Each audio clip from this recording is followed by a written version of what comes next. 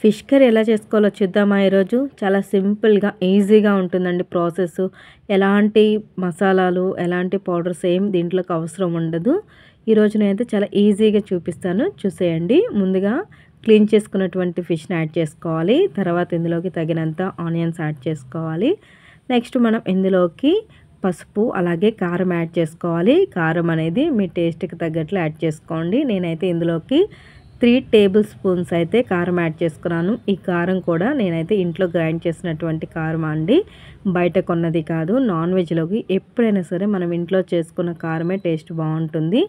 ఇందులోకి తగినంత ఉప్పు యాడ్ చేసుకోవాలి. ఈ ఉప్పు యాడ్ చేసుకున్న తర్వాత ఒకసారి అయితే ఉప్పు, కారం, పసుపు, ఆనియన్స్ ఈ పీసెస్కి పట్టేలాగా అయితే వీటిని ఒకసారి మనం బాగా కలుపుకోవాలండి. అప్పుడే ఈ పీసెస్కి అనేది ఈ కారం అంతా పట్టి కూడా టేస్ట్ చాలా బాగుంటుంది. ఇప్పుడైతే మనం ఇందులోకి తగినంత ఆయిల్ యాడ్ చేసుకోవాలి.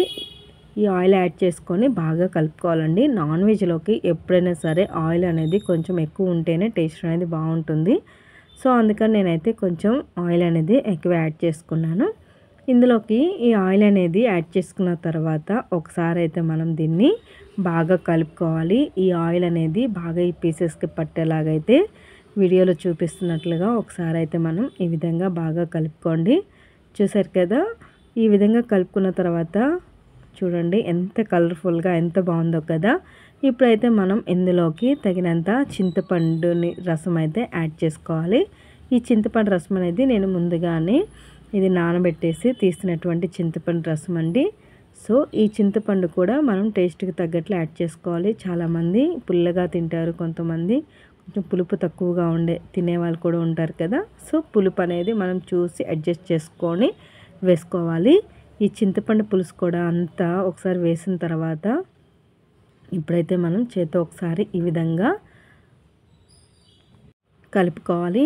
ఈ విధంగా ఒకసారి బాగా కలుపుకున్న తర్వాత ఇప్పుడైతే మనం దీన్ని మూత పెట్టేసి ఉడికించేసుకోవడమేనండి. అలాగే మనం ఇందులోకి కొంచెం కరివేపాకు అలాగే పచ్చిమిర్చి కూడా యాడ్ చేసుకోవాలి. ఈ కరివేపాకు, పచ్చిమిర్చి అనేది ఈ పులుసులో ఫ్రై అయితే టేస్ట్ చాలా బాగుంటుంది.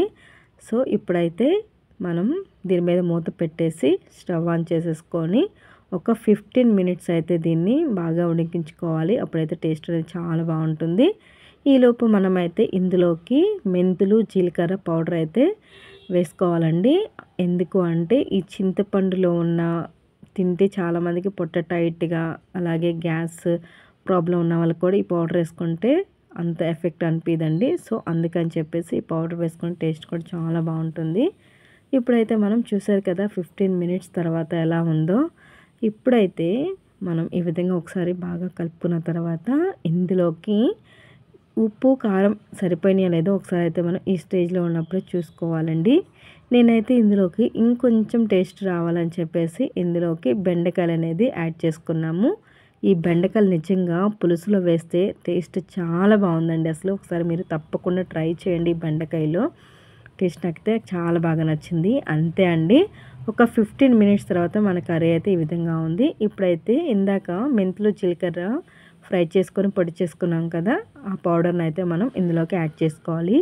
ఈ పౌడర్ అనేది మంచి టేస్ట్ ఇస్తుందండి. టేస్ట్ అనేది చాలా బాగుంటుంది. అంతే అండి, మన ఫిష్ కర్రీ అయితే రెడీ అయిపోయింది.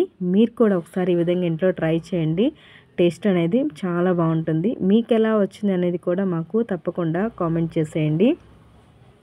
చూసారు కదా, మన ఫిష్ కర్రీ రెడీ అయిపోయింది. ఇంతే అండి, మీకు ఎలా నచ్చిందో తప్పకుండా కామెంట్ చేసేయండి. అలాగే మీరు ఇంట్లో తప్పకుండా ఒకసారి ఈ విధంగా ట్రై చేసేయండి.